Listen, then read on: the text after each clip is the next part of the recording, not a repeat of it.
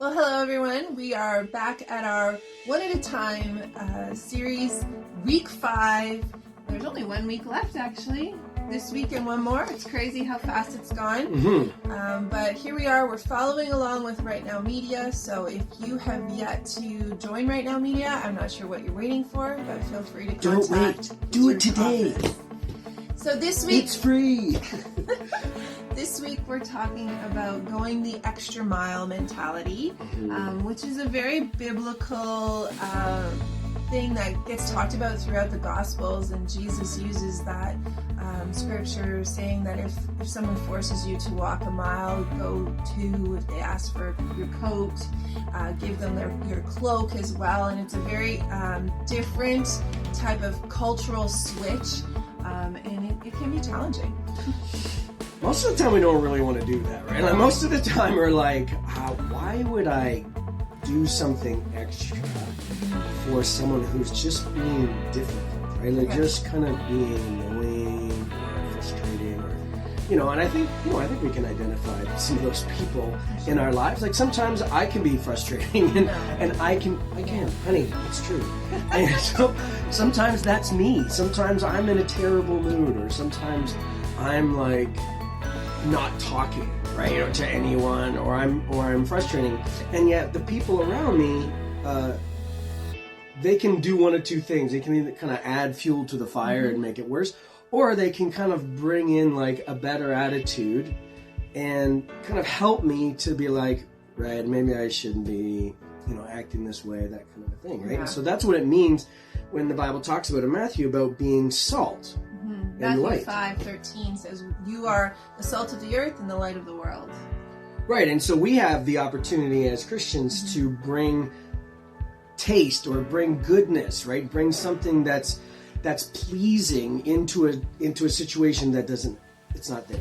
Yeah, and I mean that can be so hard, and a lot of it actually requires us to be humble, to give up our own rights and our own things that we think we should get or that we deserve.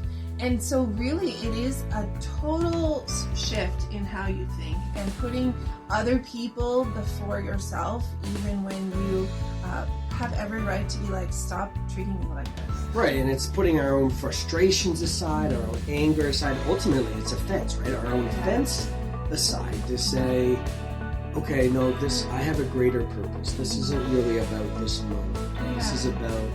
This is about sharing eternity in God's light in a dark place. And I think in our society now more than ever, when we are so fractured and polarized by people's views and opinions and thinks they deserve what they deserve or what we deserve, and we're taught to demand that stuff as well, that I think this topic is actually so vital and so important for us as Christians to just get and to be able to live. Because if we can actually add flavor and bring light to the situation, if we can actually go that extra mile for people, I think that really shows that, hey, this is the difference because we have Christ. Right, this is one of these ways where we really do and can show the love of Christ that is so counterculture, right? Everybody seems to be entrenched into their own ideas and saying, you got it wrong and I got it right, and here's one of these moments where it's not about this you've got it right or wrong. I'm like, no, I want you to see Jesus. I want you to see his love. Yeah, and I think that's really important as well, is to remember we're not doing this so that we look good. Right. We're not doing it so that we can put a star on our back and say, hey, we did this. We're doing it to point to Jesus. So us humbling ourselves, humbling and giving up our rights is really a way that we can say, you know what, we do this because of Jesus and what he's done for us. So this translates into so many parts of our life, whether we're going to work, we have unreasonable coworkers or bosses, or if we're going home at times that I can be unreasonable, not you, honey, but other people in our family situation or at our church or driving or at school, right? Where you're just like this angst that kind of comes up to be able to say, But it's, these are the moments that, even when Jesus says this, it's so counterculture. It's so like, no, here's an opportunity for me to bring goodness to a bad taste kind of situation. So here's the challenge, is to be counterculture, to put others before ourselves this week, and to really go that extra mile and bring light and flavor to those around us. Okay. So have a great week. Hopefully it tastes better.